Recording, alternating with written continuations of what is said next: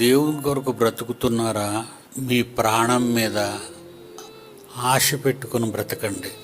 లోకం కోసం బ్రతుకుతున్నారా? Don't care, బ్రతకండి. ఏదో మధ్యలో పోతారు. దేవుని కోసం 10 కాలాల పాటు బ్రతకాలని మీరు అనుకుంటున్నారా? మీ భార్య కోసం, మీ పిల్లల కోసం. వాళ్ళు ఏమైపోతారు? వాళ్ళు పెళ్లి చేసుకున్నావు, పిల్లలు కన్నావు, నువ్వు చచ్చిపోతే వాళ్ళు ఏమైపోతారు?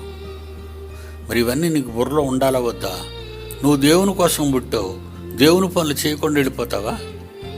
నువ్వు దేవుని కోసం పుట్టావు కనుక దేవుని పనులు దేవుడు చేయించుకుంటాడు. నువ్వు కమిట్ అయితే, నువ్వు ఎంటర్ అయితే, నేను చేస్తానని నువ్వు నిలబడగలిగితే దేవుడు తన పనులు చేయించుకుంటాడు.